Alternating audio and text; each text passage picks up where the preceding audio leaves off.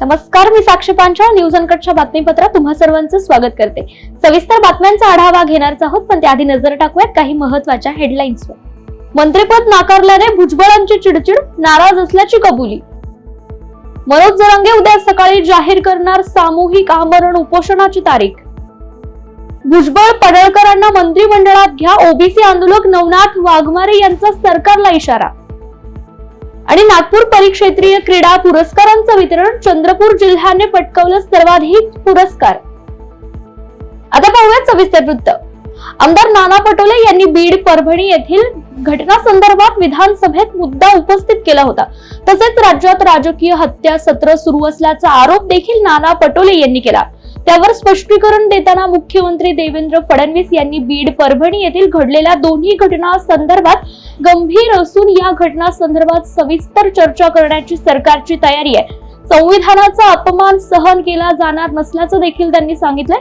संविधानाचा अपमान करणारी व्यक्ती ही मनोरुग्ण होती, त्यामुळे विरोधी पक्षाने राजकारण न करता अशा घटना घडू नयेत यासाठी चांगल्या सूचना मांडाव्यात अशी अपेक्षा देखील मुख्यमंत्र्यांनी यावेळी व्यक्त केली आहे। आणि म्हणून मी आपल्याला विनंती करतो, अध्यक्ष महाराज, आपण निर्णय द्याल तो आम्हाला मान्य राहील, पण सरकारने याच्यातली भूमिका मांडावी अशी आम्हाला सरकारला विनंती आहे। अध्यक्ष महोदय, सरकारची असं नाही चालणार। नाना बोलले नाही, आता परत नाही, बसा। या संदर्भात ऐका, बसा, राऊत बसा। साहेब, या संदर्भात ऐकून घ्या, या संदर्भात सविस्तर चर्चा करण्याची सरकारची तयारी आहे।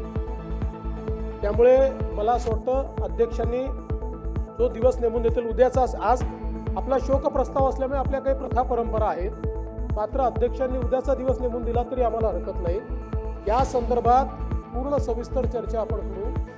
दोन्ही घटना अतिशय गंभीर आहेत, त्यामुळे निश्चितपणे त्याच्यावर चर्चा करू। त्याच्यावर सरकारने काय कारवाई केली ही देखील आपण त्या ठिकाणी बघू। आणि विशेषतः परभणीच्या घटनेच्या संदर्भात मला या निमित्ताने सर्वांनाच अपील करायची आहे की संविधानाचा अपमान कोणीच कधीच सहन करणार नाही, आणि ज्यांनी तो अपमान केला तो मनोरुग्ण आहे।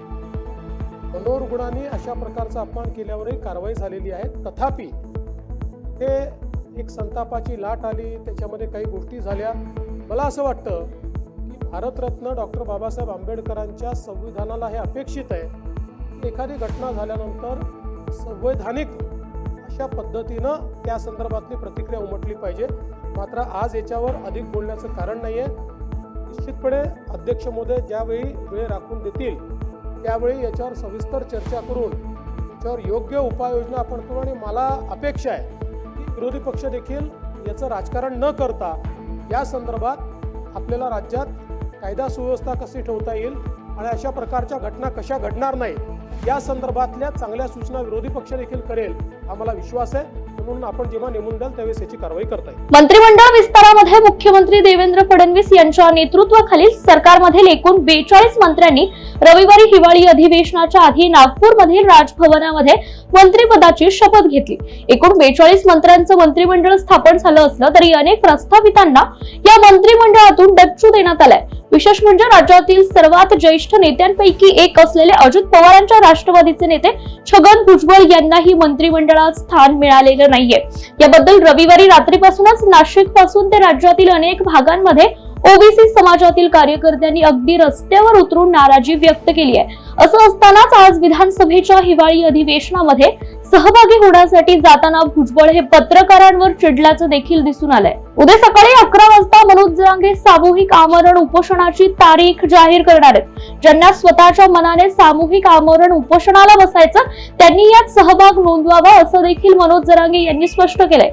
उपोषणाला बसण्यासाठी कोणावरही बंधनं घातली नाहीयेत।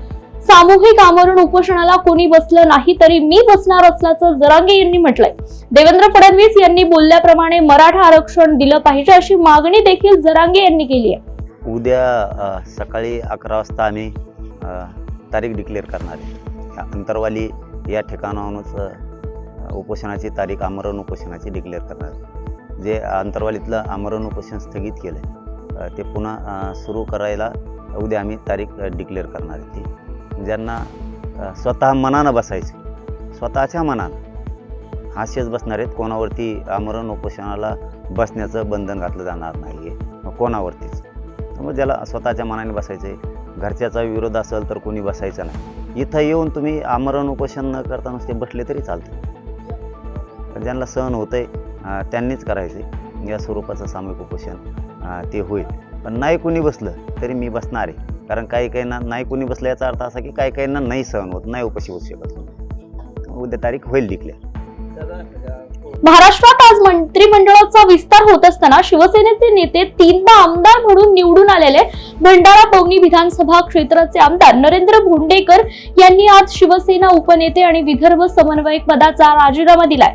त्यांना पक्षाकडून मंत्रिपदाचं आश्वासन देण्यात आलं होतं, मात्र मंत्रिमंडळात स्थान न मिळाल्याने अखेर त्यांनी हा राजीनामा दिलाय. हो, काय सांगाल, आपण आज उपनेते व विदर्भ समन्वयक पदाचा राजीनामा दिलाय. हो, नक्कीच. आजच्या ह्या मंत्रिमंडळामध्ये जर आपण पाहिलं की अशा लोकांना संधी मिळाली आहे ज्यांच्या पक्षामध्ये काही कॉन्ट्रीब्युशन नाही आहे आणि मंत्रिपदासाठी काही पदाची गरज नाही आहे असंही लोकांना दिसलं. जे नाव तर शिवसेनेचं आहे पण काम दुसऱ्या पक्षाचा करतात असेही लोकांना मिळालं. असेही लोकांना मंत्रिपद मिळालं ज्यांच्यावरती आक्षेप आहेत, अनेक आक्षेप आहेत, भ्रष्टाचाराचे आरोप आहेत. परंतु अशा असताना आम्ही तरुण, आमच्याकडून जर आम्हाला जी अपेक्षा होती जर आम्हाला मिळालं नाही तर ते थोडंसं दुःख वाटते. कार्यकर्त्याच्या भावना फार तीव्र नाराज झालेत आणि त्याच्यामुळे मी म्हटलं की जर मी पूर्व विदर्भ संपर्क प्रमुख समन्वयक असून आणि उपनेता असून जर मी न्याय देऊ शकत तर मीच कशाला हे पक्षाच्या पदावर राहू. तर ठीक आहे म्हणलं, मी आपले राजीनामा पाठवून दिला ना. कार्यकर्त्यांना सगळ्यांना सांगितलं की बा आपण राजीनामा पाठवून दिले आहेत, ते पक्ष श्रेष्ठ ठरवेल काय करायचं. बातमीपत्रात वेळ झाली छोट्याशा विश्रांतीची. लगेचच परत येऊ. पाहत रहा न्यूज अँड कट. ऐतिहासिक वारसा लाभलेला मराठ मुलूक महाराष्ट्र. या महाराष्ट्राला विविध रंगी छटा आहेत. साहित्य, कला, पर्यटन, नृत्य, भाषा, संत परंपरा अशा विविधतेने तो नटलेला आहे. हीच गौरवशाली विविधता जपत स्वरंग मराठी केवळ महाराष्ट्राच्या सांस्कृतिक संहितेपुरते मर्यादित न राहता समकालीन नवकल्पनांवर आधारित कार्यक्रमांद्वारे मराठी मनोरंजन विश्वात स्वतःची एक अनोखी जागा निर्माण करत आहेत. मराठी मनोरंजन क्षेत्रातील उत्तम दिग्दर्शक, लेखक आणि निर्मात्यांच्या प्रतिभेचा पुरेपूर वापर करून मनोरंजनाचा आगळा वेगळा रंग उधळण्यास आम्ही सज्ज आहोत. स्वरंग मराठीचे उद्दिष्ट मराठी मनोरंजन क्षेत्रामध्ये मनोरंजनाची वहिवाट सोडून, रूढीवादी पद्धती तोडून मनोरंजनाचा समृद्ध अनुभव प्रदान करून देण्याचा आहे. म्हणूनच यात विविध पद्धतीचे मनोरंजक आणि माहितीपूर्ण कार्यक्रम स्वरंग मराठीवर बघता येतील. शेवटी एकच, धकाधकीच्या जीवनात धांगडधिंगा करण्यापेक्षा बसूया, हसूया, गाऊया, जगूया. नाती गोती श्रावण मोती गावामधले जीवंत रंग. नाती गोती श्रावण मोती गावामधले जीवंत रंग. चला जोडूया, चला पाहूया, जशी संस्कृती तसा स्वरंग. विश्रांतीनंतर पुन्हा एकदा स्वागत. पाहूयात उर्वरित घडामोडी. जालन्यात विविध योजनांचा महामेळावा आणि कायदेविषयक मार्गदर्शन कार्यक्रम उत्साहात संपन्न झालाय. जालना जिल्हा विधी सेवा प्राधिकरण आणि जिल्हा प्रशासनाच्या संयुक्त विद्यमाने घनसावंगी येथील मॉडेल कॉलेज येथे विधी सेवा महाशिबिर आणि शासकीय योजनांचा महामेळावा घेण्यात आला. यावेळी विविध विभागाच्या स्टॉल्सच्या माध्यमातून योजनांची माहिती आणि कायदेशीर मार्गदर्शन सर्वसामान्य नागरिकांना देण्यात आलं. छगन भुजबळ, गोपीचंद पडळकर यांना मंत्रिमंडळात घेऊन कॅबिनेट मंत्री करा, अन्यथा स्थानिक स्वराज्य संस्था निवडणुकीत महायुतीला परिणाम भोगावे लागतील असा इशारा ओबीसी आंदोलक नवनाथ वाघमारे यांनी देवेंद्र फडणवीस यांच्यासह अजित पवारांना दिलाय. आज वाघमारे यांनी जालन्यात पत्रकार परिषदेच्या माध्यमातून हा इशारा दिला असून शरद पवारांच्या सांगण्यावरूनच अजित पवारांनी छगन भुजबळांना मंत्रिमंडळातून डावललं असा आरोप देखील वाघमारे यांनी केलाय. परंतु भुजबळ साहेबांना खरं तर माझा आरोप आहे अजितदादांना 12 तारखेला तुम्ही शरद पवार साहेबांना भेटल्याच्या नंतर काका पुतण्यामध्ये तुमच्या कानामध्ये काहीतरी गुप्तगू झाली आणि शरद पवारांच्या इशाऱ्यानं तुम्ही भुजबळ साहेबांना मंत्रिमंडळाच्या बाहेर ठेवण्याचं काम केलं.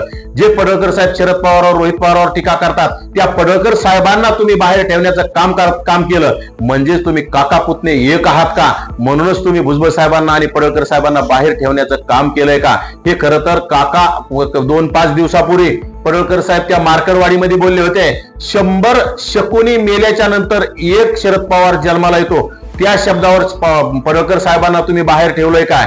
आणि भुजबळ साहेब अनेक दिवसापासून ओबीसींचं नेतृत्व करतात, ओबीसींच्या समस्या मांडतात. गेल्या 1.5 वर्षात जरांगे नावाच्या माकडानं या राज्यामध्ये हायदोस घातलेला असताना भुजबळ साहेबांनी ओबीसींना धीर देण्याचं काम केलं, ओबीसींना पाठिंबा देण्याचं काम केलं आणि ओबीसींना शांत करण्याचं काम केलं. त्या भुजबळ साहेबांना तुम्ही शरद पवारांच्या इशाऱ्यावर बाहेर ठेवण्याचं काम करताय. हे अजितदादांना येणाऱ्या काळात परवडणार नाही. या राज्यामध्ये अजितदादाचे जे आमदार निवडून आले असतील. जालन्याच्या मंठा तालुक्यातील तळणी, देवठाण, उसवद यासह आसपासच्या परिसरात मागील काही दिवसांपासून अवैधरित्या वृक्षतोड करून लाकडाची वाहतूक केली जाते.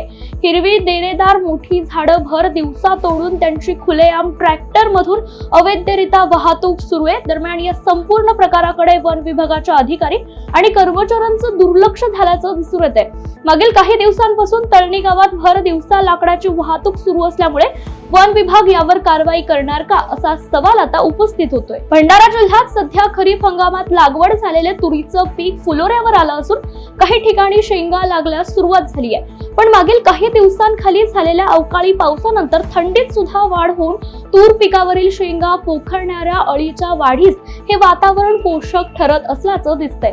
तुरीच्या शेंगा पोखरणाऱ्या आळ्यांपासून नुकसान होण्याची शक्यता आहे. शेतकऱ्यांनी योग्य व्यवस्थापन करून अळीला रोखावं असा सल्ला कृषी विभागाने दिलाय. बातमीपत्रात वेळ झाली छोट्याशा विश्रांतीची. लगेचच परत येऊ. पाहत रहा न्यूज अनकट.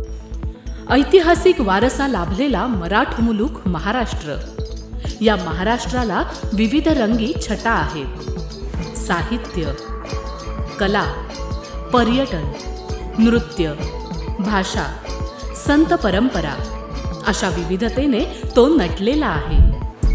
हीच गौरवशाली विविधता जपत सुवरंग मराठी केवळ महाराष्ट्राच्या सांस्कृतिक संहितेपुरते मर्यादित न राहता समकालीन नवकल्पनांवर आधारित कार्यक्रमांद्वारे मराठी मनोरंजन विश्वात स्वतःची एक अनोखी जागा निर्माण करत आहेत. मराठी मनोरंजन क्षेत्रातील उत्तम दिग्दर्शक, लेखक आणि निर्मात्यांच्या प्रतिभेचा पुरेपूर वापर करून मनोरंजनाचा आगळा वेगळा रंग उधळण्यास आम्ही सज्ज आहोत. स्वरंग मराठीचे उद्दिष्ट मराठी मनोरंजन क्षेत्रामध्ये मनोरंजनाची वहिवाट सोडून रूढीवादी पद्धती तोडून मनोरंजनाचा समृद्ध अनुभव प्रदान करून देण्याचा आहे. म्हणूनच यात विविध पद्धतीचे मनोरंजक आणि माहितीपूर्ण कार्यक्रम स्वरंग मराठीवर बघता येतील.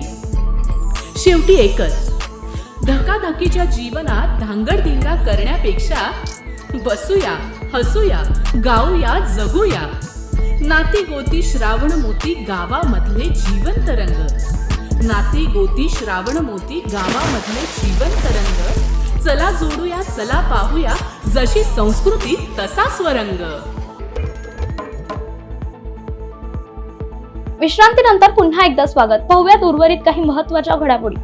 पुणे जिल्ह्यातील दौंड पोलिसांनी सापळा लावून बाजारात विक्रीस चाललेला तब्बल 65 लाखांचा अवैध गुटखा पकडलाय.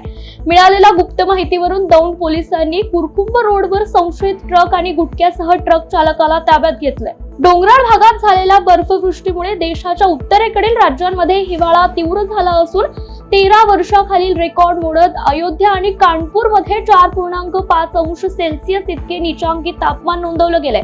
तर दुसरीकडे मध्य प्रदेशात 7 दिवसांपासून थंडीची लाट सुरू असून शहडोल येथील तापमान 1.0 अंशावर देखील पोहोचले. राजस्थानमध्ये देखील पुढील 4 दिवस कडाक्याची थंडी पडण्याची शक्यता असून हवामान खात्याने बिहार, हरियाणासह 14 राज्यांमध्ये थंडीच्या लाटेचा इशारा जारी केला. यावर्षी नागपूर परिक्षेत्रीय क्रीडा स्पर्धेचं आयोजन गोंदिया जिल्ह्यात करण्यात आलं असून मोठ्या उत्साहात पार पडलेल्या या स्पर्धेचं पुरस्कार वितरण पोलीस महानिरीक्षक डॉक्टर दिलीप पाटील यांच्या हस्ते करण्यात आलं.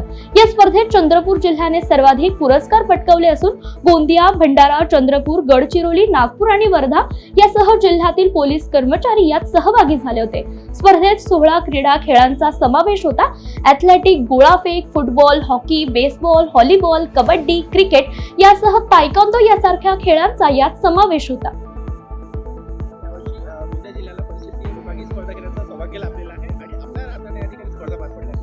बरोबर आहे. यावेळेस 11 ते 15 डिसेंबर या कालावधीत आपल्या इथे नागपूर रेंज क्रीडा स्पर्धा आपल्या इथे पार पडल्या आणि खूप मोठ्या उत्साहाने आणि खूप मोठ्या चांगल्या सहभागीने स्पर्धा पार पडल्यात. तर एक नक्कीच गोंदिया जिल्हा पोलीस दलासाठी हा आनंदाचा आणि अभिमानाचा क्षण आहे. याच्यामध्ये 16 खेळ होते जवळपास. सांघिक खेळामध्ये hockey, football, basketball, volleyball, kabaddi, kho kho हे खेळ होते आणि वैयक्तिकमध्ये मग ॲथलेटिक्स होते, उशू, तायक्वांदो, कुस्ती या प्रकारचे जवळपास 16 खेळ होते आपल्याकडे. जवळपास 6 जिल्हे आपले गोंदिया, गडचिरोली, नागपूर ग्रामीण, वर्धा, भंडारा, चंद्रपूर या 6 जिल्ह्यामधील जवळपास 850 महिला आणि पुरुष खेळाडूंनी याच्यामध्ये सहभाग घेतलेला होता. या बातमीसह वेळ झाली बातमीपत्रात इथेच थांबायची. पाहत रहा न्यूज अनकट.